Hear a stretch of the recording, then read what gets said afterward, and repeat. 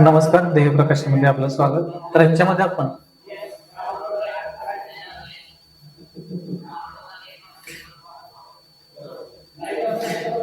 आता पाचवीच्या गणितामध्ये आपण काय काय बघितलं ते पहिल्यांदा बघून घेऊ.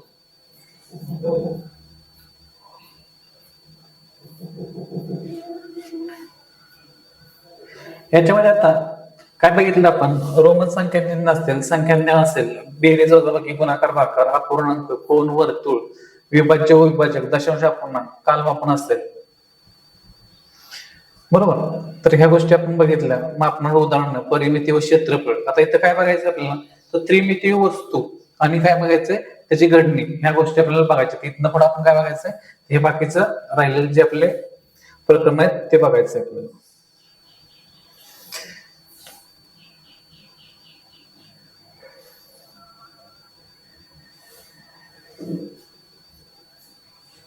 तर काय बघायचं इथं, त्रिमिती वस्तू व घडणी आपल्याला बघायचंय. याच्यामध्ये बघा आता, त्रिमिती वस्तू. त्रिमिती वस्तू म्हणजे असतंय काय असतंय, ज्या वस्तूंची लांबी, रुंदी, उंची तिन्ही मापे मोजता येतात किंवा जाणतात. म्हणजे जिथं आपल्याला काय मिळतंय, लांबी, रुंदी आणि उंची जिथे मिळते, मग त्याला काय म्हणायचंय, त्रिमिती वस्तू. मग कुठल्या कुठल्या त्रिमिती वस्तू असतील, आपण काय असेल ते पुस्तक असेल, त्याच्यानंतर ग्लास, टेबल, ज्या काय वस्तू आहेत त्याला काय म्हणायचं, त्रिमिती वस्तू म्हणते. इथं बघा आता, हे काय दिलेत, काय वस्तू, काय चित्र आपल्याला दिलेत, मग त्याचे कशा प्रकारे आकृती, कुठल्या अँगलने, तर कुठल्या प्रकारे इथं दिसते बघा. इथं समोरून बघितलं तर कसं दिसेल, इथं आडवं, आणि इथं वरून बघितलं तर उंची किंवा वस्तू कशी दिसेल, या गोष्टी आपल्याला सांगितलेल्या आहेत.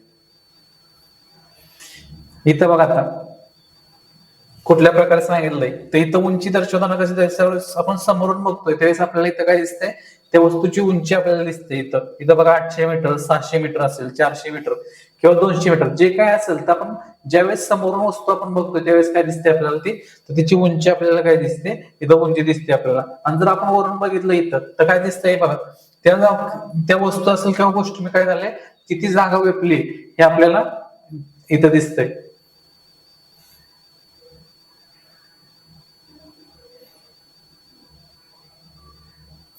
इथं आता आपल्याला ओळखायचं की इथनं समोरनं कुठलं दिसतंय आपल्याला, त्याच्यानं बाजूनं कुठलं आणि वरून कुठं दिसतंय, ह्या गोष्टी फक्त आपल्याला ओळखायच्यात.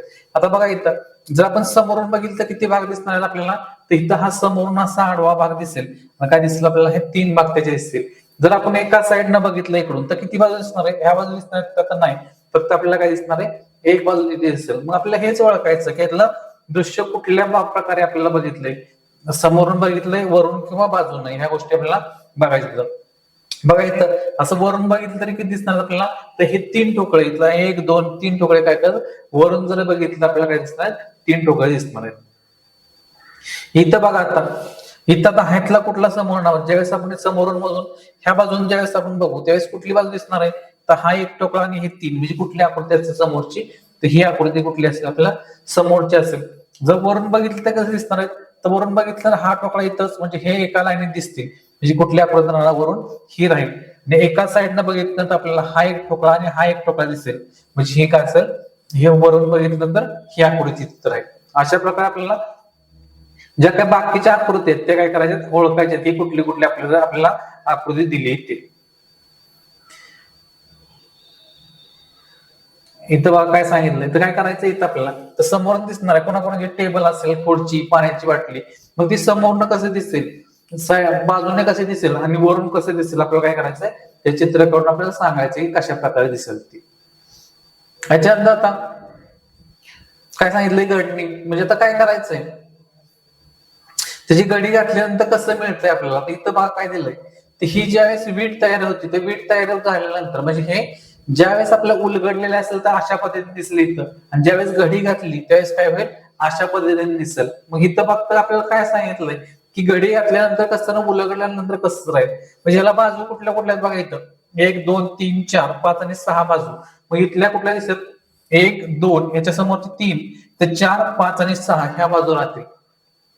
मग बघितलं काय, ही छोटी बाजू आणि ही छोटी बाजू म्हणजे कुठल्या असतील, ही समोरची बाजू आणि ही समोरची बाजू काय असेल, या बाजू असतील, ह्या बाकीच्या काय असतील, या 4 बाजू राहतील. इथं जर हे केला तर बघा इथं, तर 1 2 3 4, म्हणजे इथं ही बाजू आणि ही बाजू कशी राहतात, त्या समोरच्या बाजू राहतील आणि हे कसे राहतील त्याच्या विरुद्ध बाजू राहतील तशा. मग इथं आपल्याला कसं आपल्याला कळलं पाहिजे की त्याची काय होते घडी घातल्यानंतर कशा पद्धतीने होईल आणि ज्यावेळेस उलगडल त्यावेळेस कशा प्रकारे राहील. इथं पण बघा तसंच दिले. घराचं काय केलंय 1 2 3 4 5 6 इथं पण 6 बाजू आहेत. मग काय केलं घडी घातल्यानंतर जेव्हा तो एकत्र केला जातो तर अशी आकृती आपल्याला काय होणार मिळणार आहे इथं. बघा इथं पण त्याच पद्धतीने मग सांगितलं की खोकं तयार करायचंय तर कशा पद्धतीने करायचंय. इथं पण बघा पुन्हा इथं दिलंय 1 2 3 4 5 इथं केलंय. काय केलं इथं 5 हजार केलंय. काय करायचंय 5 चौकोनी घड काय पॅन्टेसिनो म्हणतात. काय म्हणतात ज्यावेळेस 5 चौरसांच्या असं जोडणीला काय म्हणायचं पॅन्टेसिनो. पॅन्टेसिनो म्हणजे काय 5. आणि इथं काय दिलं आपल्याला घन म्हणजे किती बाजू असणार आहे त्या तर 6 बाजू इथं पण दिलंय बघा. काय चौरसाकार अशा आकृतीला घन म्हणतात. ज्यावेळेस 6 असतील समान मापाच्या त्यावेळेस त्याला काय म्हणायचं घन असं म्हणायचंय. इथं पण 6 आहेत पण इथं काय म्हणते इष्टिकाची ती मिळते कारण इष्टिकाची तिला काय झालं त्याचे ही बाजू काय असतात तर कमी जास्त असेल. तिथं घनाच्या बाजू काय असतील तर सर्व बाजू कशा असतील समान असतील हे लक्षात आपल्याला आलं पाहिजे. आणि इथं काय सांगितलंय ज्यावेळेस पेंटोमिनो असेल त्यावेळेस किती असणार आहेत 5. घन असेल तर किती असतील 6 असतील. आणि इष्टिकाचे तिला पण 6 असतील पण त्याच्यामध्ये कशा असतील लांबी रुंदी आणि उंची असेल. आणि घनामध्ये सर्वच्या सर्व बाजू कशा असतील समान असतील हे लक्षात ठेवायचं.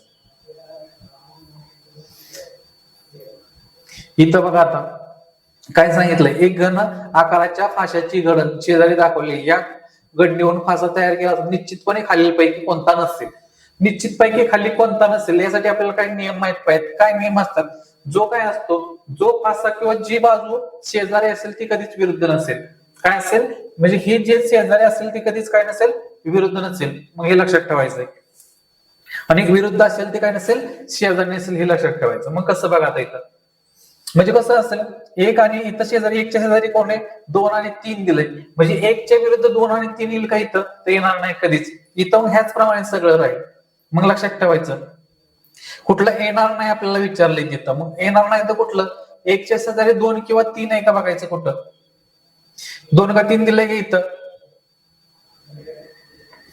तर इथं बघा 2च्या शेजारी 3 2च्या शेजारी 3 आहेत का आहेत. 2च्या शेजारी 6 आहेत का तर आहेत. म्हणजे हा टोकळा काय होऊ शकतो. इथं बघा 1च्या शेजारी कोण आहे 2 आणि 1च्या शेजारी 3 म्हणजे इथं पण दिलाय मग हा पण टोकळा काय होऊ शकतो बनवू शकतो इथं.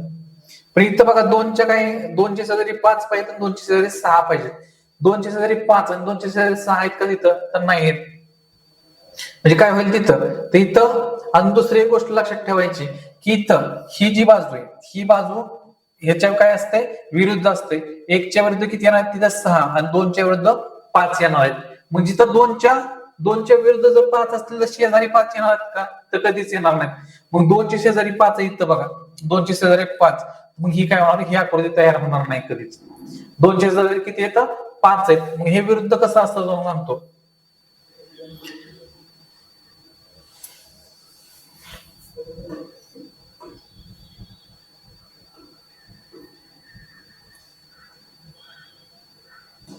इथं लक्षात ठेवायचं काय लक्षात ठेवायचंय ही अशी आकृती असेल. ही आकृती काढू आपण पहिल्यांदा.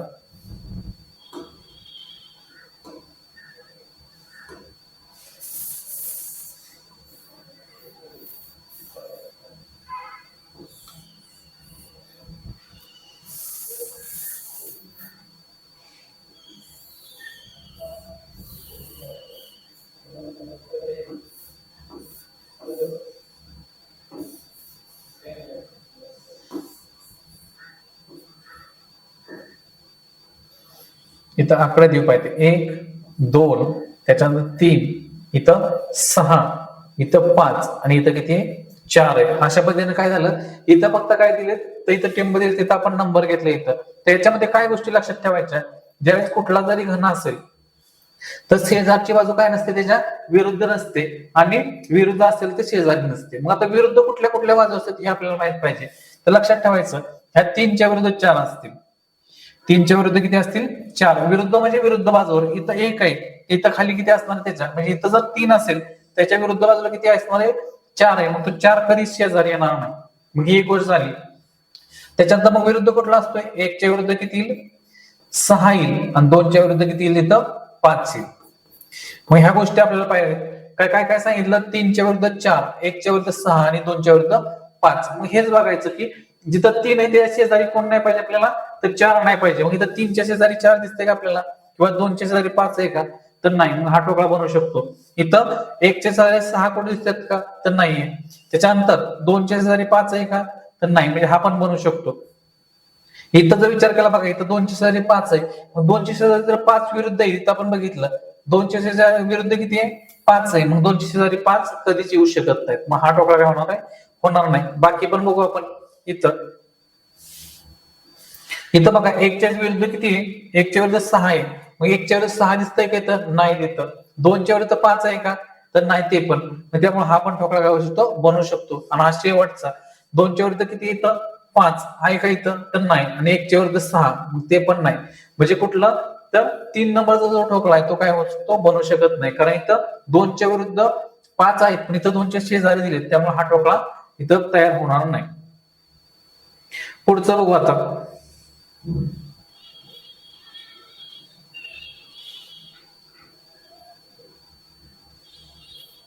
पुढं बघू आता. इथं पुढच्या ह्याच्यामध्ये काय सांगितलं आपल्याला, चित्रालेख. मग चित्रालेख काय करायचं इथं, तर आपल्याला फक्त काय करायचं, इथं काय दिलंय बघा, जी माहिती दिली ती पहिल्यांदा बघून घ्यायची.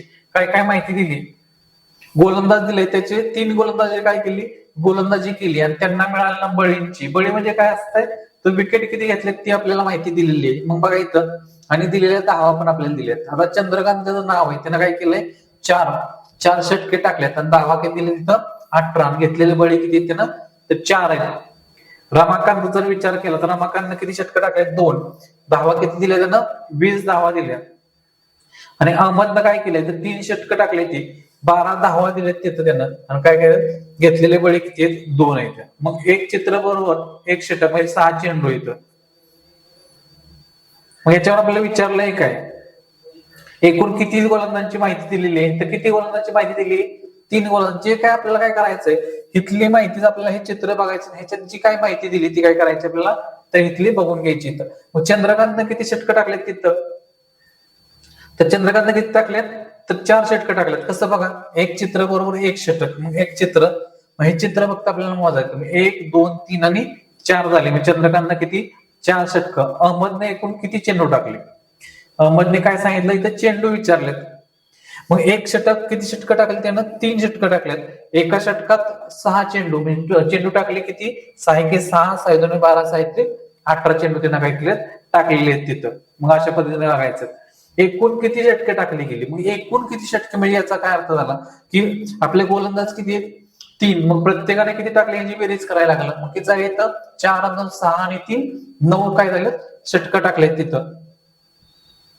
पुढे बघा आता, ज्या सर्वात जास्त धावा कोणी दिल्या म्हणजे काय, तर हे ज्यावेळेस काय करतात, गोलंदाजी करतात, आणि त्यांच्या एका ओव्हरमध्ये किती धावा किंवा एका षटकामध्ये किती धावा झाल्या हे आपल्याला दिलंय, किंवा टोटल धावा तिथं दिलेल्या धावा बघा काय, 18 20 आणि 12. मग कोणी जास्त धावा दिल्या, तर रमाकांतनं काय दिल्या, त्या जास्त धावा दिल्या.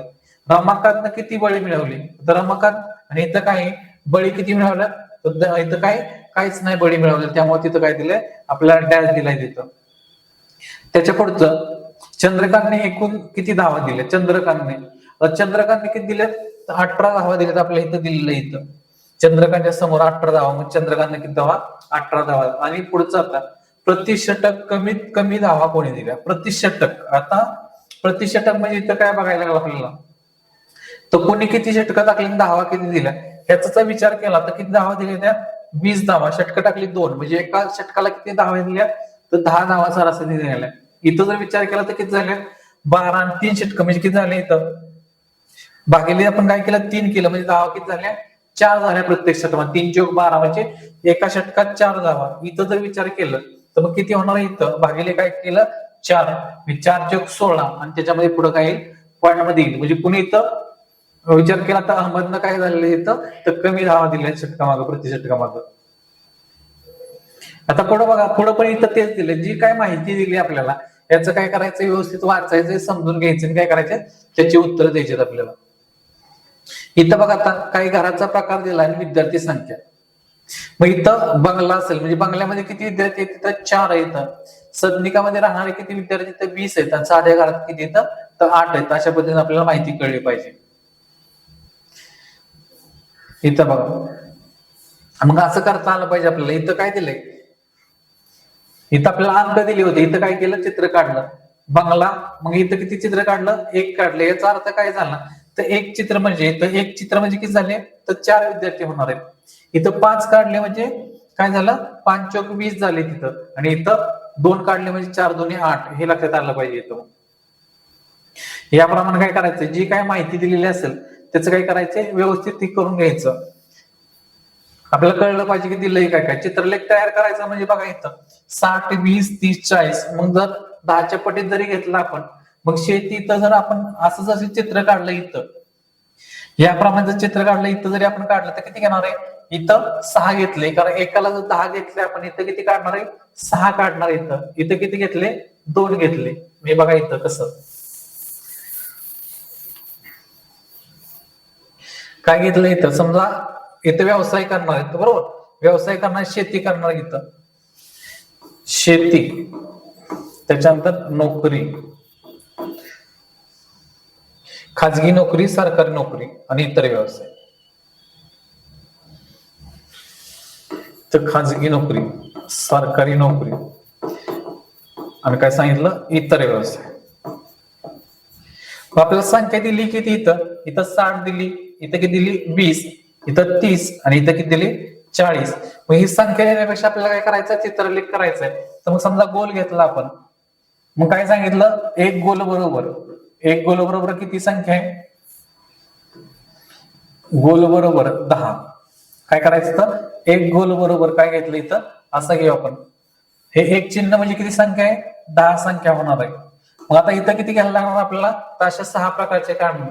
इथं किती काढणार आपण? फक्त 2 काढणार. इथं किती घेणार आहे? 3 घेणार आपण, कारण इथं किंमत किती आली पाहिजे आपल्याला? 30 आली पाहिजे. इथं किती घेणार आहे? 4 घेणार आहे.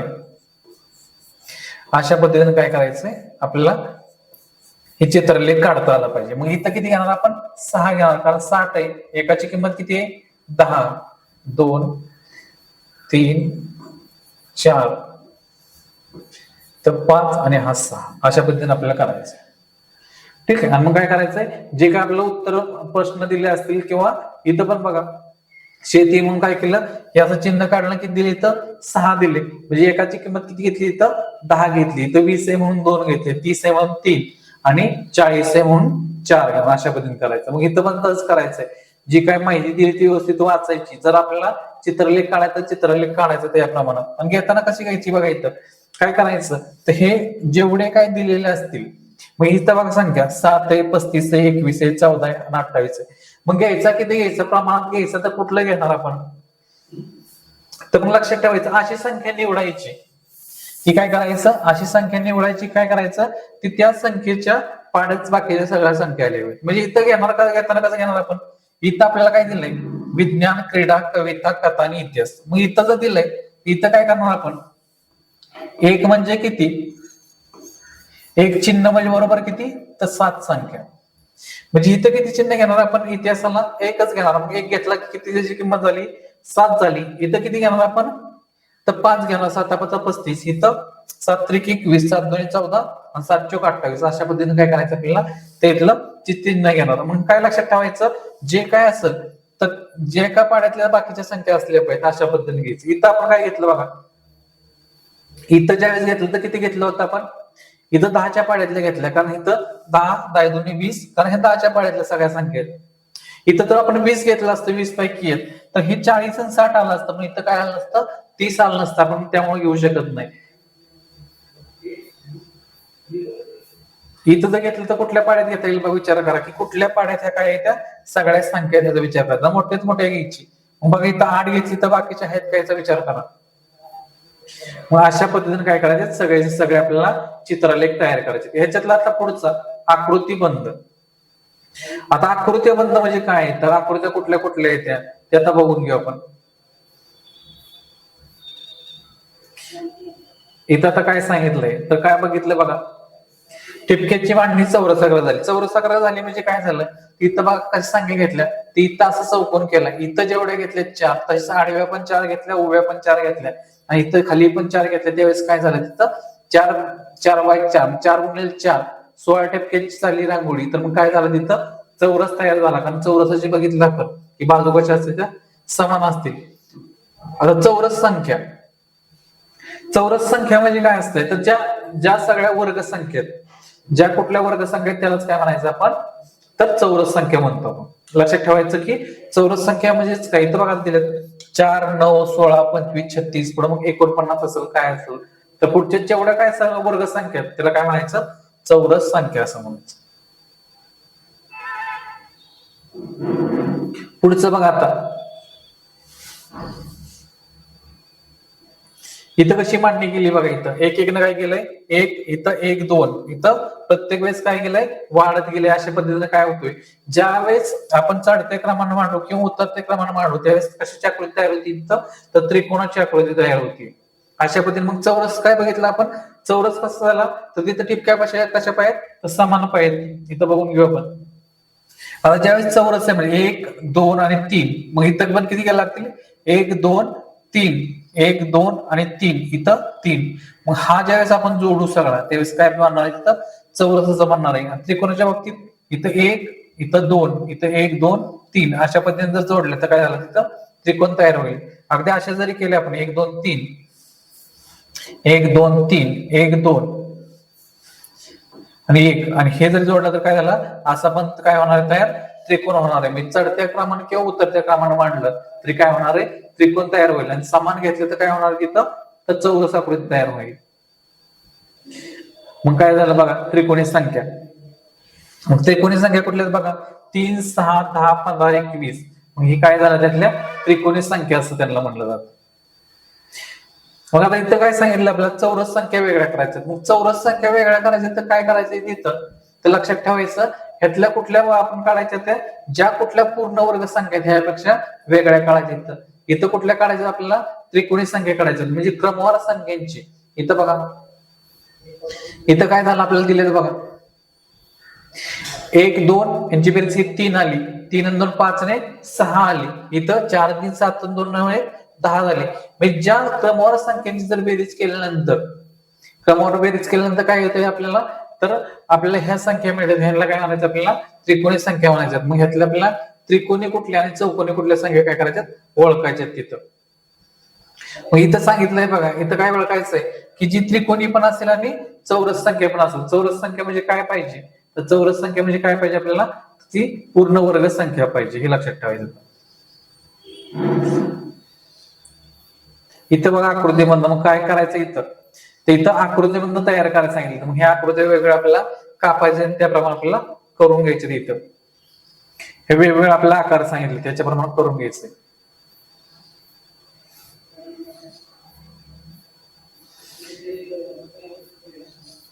आता याच्यामध्ये काय सांगितलंय, याच्यामध्ये शेवटचं हे प्रकरण घेतलं.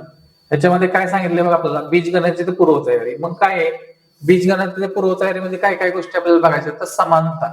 मग समानता म्हणजे काय, इथं दिलंय, इथं बघा 5 अधिक 3 किती झाले, इथं 8 आणि इकडे किती दिले 8. म्हणजे काय झालं इथं, हे दोन्ही बाजू कशा झाल्या, बरोबर झाल्या तिथं.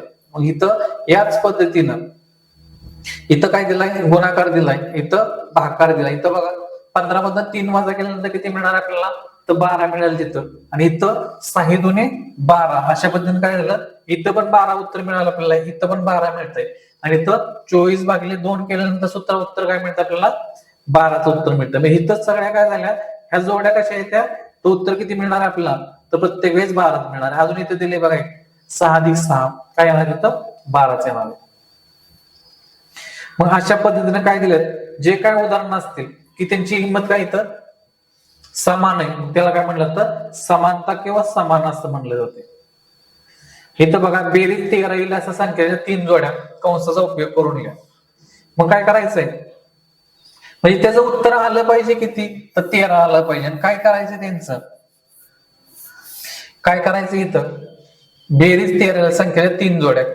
मग 3 जोड्या घ्यायची तर कसं येईल सांगा बरं, 12 अधिक 1 किती उत्तर आलं त्याचं, 13 आलं. अजून कसं काढता येईल, 10 अधिक 3 हे पण काय झालं इथं 13 झालं. त्याच्यानंतर कसं होईल आपलं 6 अधिक 7 जरी केलं तर काय झालं तिथं 13. मग अशा पद्धतीने उत्तर किती आलं त्यांचं 13. अशा काय करायचं आपल्याला 3 जोड्या शोधायच्यात. मग इथं कंसाचा वापर करून म्हणजे इथं कंसाचा आपल्याला काय करायचं त्या मांडायच्या तिथं. इथं पुढचं काय करायचंय बेरीज वजाबाकी गुणाकार भागाकार यापैकी प्रत्येक क्रिया करून 18 ही संख्या मिळेल. संख्यांच्या 4 जोड्या त्यावरून 4 वेगवेगळ्या समानता लिहा. मग आता 4 समानता लिहायच्यात तर मग काय करायचं त्याचं तर बघा इथं 18 काय आलं पाहिजे बेरीज पण 18 आली पाहिजे वजाबाकी 18 आली पाहिजे गुणाकार 18 आणि भागाकार 18. ह्यातलं एक उदाहरण बघू. मग आता इथं कसं होईल 12 अधिक 6 किती आलं इथं 18 आले. जर वजाबाकीचं म्हणलं तर कसं घेता येईल मग समजा 20 वजा कुठला पण आपण त्यामध्ये घेऊ शकतो. इथं 20 वजा 2 किती आलं इथं 18 आले.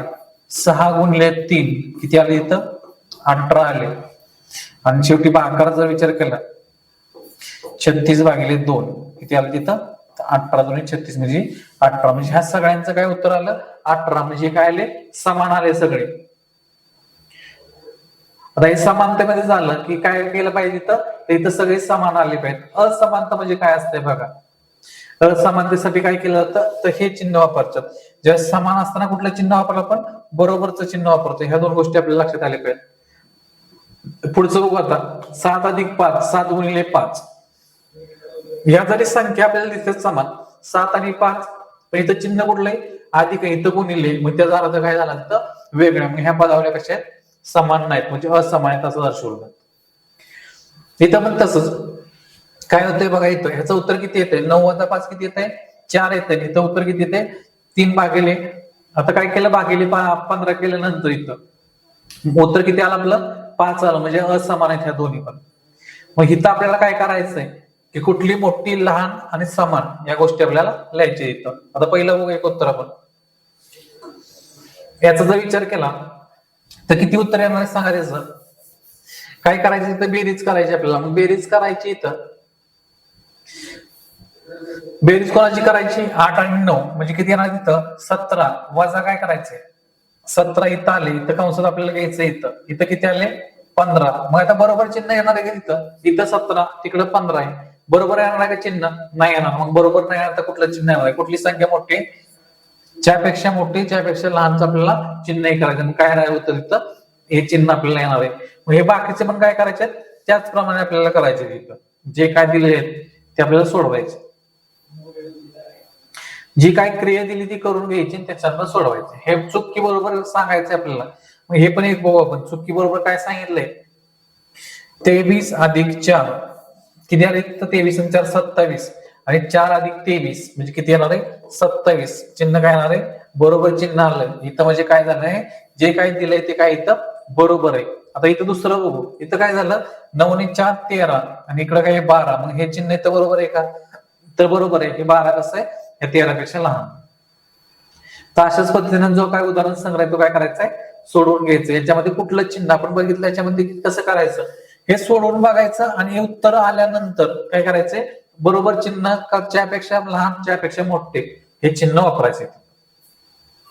आता इथं एक बघू ह्याच्यामध्ये की इथं काय दिलंय तर बरोबर चिन्ह दिलंय. इथं किती आला पाहिजे तर ह्यांची ही बाजू आणि ही बाजू कशी आली पाहिजे समान आली पाहिजे. मग समान यासाठी काय करायला लागेल 1 गुणिले 7चं उत्तर किती आलं 7च. मग इथं पण उत्तर किती आलं पाहिजे तर 7च. म्हणजे इथं किती करणार आहे 7 1 7. अशा पद्धतीने काय करायचं आपल्याला तिथं संख्या मांडायची आपल्याला. इथं चिन्ह नाही मांडायचं इथं काय करायची संख्या मांडायची आपल्याला. इथं बघा आता जर आपल्याला संख्येचे जे अक्षर मांडायचे तर काय होईल ए अधिक बी बरोबर बी अधिक ए. अशा पद्धतीने काय करायचंय दोन्हीकडे समान आहे त्यामुळे समान चिन्ह आहे. आता इथं काय नियम दिलेला आपल्याला काय आहे कोणतीही संख्या कोणत्याही संख्येत 0 ही संख्या मिळवून येणारी बेरीज त्या संख्येएवढीच असते. मग हे कसं होतं कोणतीही संख्या तर हे बघितलं आपण कोणत्याही संख्येत काय करायचं समजा 5 आहे अधिक 0 केलं किती उत्तर येतं तर 30 संख्या येते. उत्तर काय येणार आहे 30 संख्या येणार आहे. कोणत्याही 2 संख्येचा गुणाकार त्या संख्यांचा क्रम बदलून केलेला गुणाकार हे समान असतं. मग इथं हा नियम काय त्याचा जरी क्रम बदलला म्हणजे कसं समजा 4 गुणिले 5 किती येतं इथं 4 5 20. मग यांचा क्रम बदलायचा म्हणजे ही संख्या आधी आणि ही नंतर म्हणजे 5 20. मग इथं काय झालं, उत्तर काय येणार आहे, समान येणार आहे. पुढचा तिसरा काय सांगतो, कोणतीही संख्या आणि शून्य यांचा गुणाकार काय असतो, शून्य असतो. म्हणजे किती पण संख्या घ्या, 100 घ्या, तर शून्य किती येणार इथं, तर उत्तर किती येणार आहे, तर शून्य. कुठली जर संख्या घेतली उत्तर काय येते, शून्य. यातला आणखी बघा इथं शब्दात काय करायचं, इथं बेरीज किंवा वजाबाकी कुठल्याही संख्येतनं शून्य वजा केलं तर काय येणार आहे, तीच संख्या, किंवा मिळावलं तर काय येणार आहे, तीच येणार आहे. आणि तिसरं n भागिले 1 बरोबर n, म्हणजे कुठल्या जरी संख्येला काय केलं, 1 न भागलं तर उत्तर काय येणार आहे, तीच संख्या येणार आहे. आणि इथे काय दिले आपल्याला शेवटीला, परिभाषिक शब्दसूची. म्हणजे हे जे अपूर्णांक आहे त्याला इंग्रजीमध्ये काय म्हटलं जातं, तर फ्रॅक्शन. मग हे आपल्याला सगळे शब्द दिलेत, तर मग हे बघून घ्यायचे की कुठले कुठले शब्द, कुठल्या कुठल्या शब्दासाठी काय काय आपल्याला शब्द दिलेत इंग्रजीमध्ये, परिभाषिक शब्द कुठले कुठले. बघा इथं हे सगळे परिभाषिक शब्द आपल्याला दिलेले आहेत.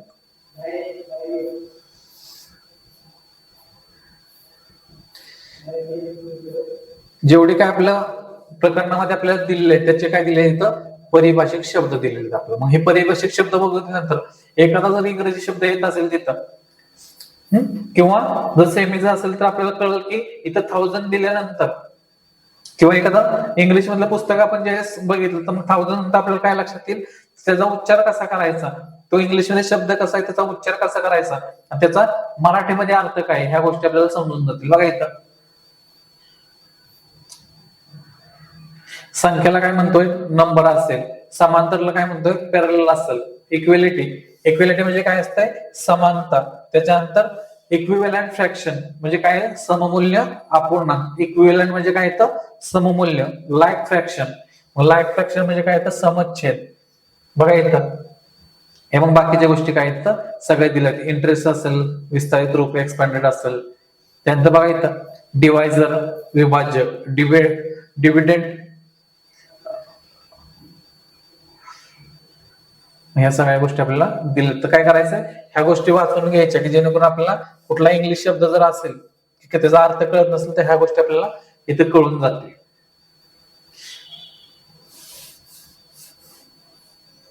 तर अशा रीतीनं ह्याच्यातले आपले काय करायचं, ते सगळे उदाहरण सोडवून घ्यायचे त्याच्याप्रमाणे आपले. धन्यवाद.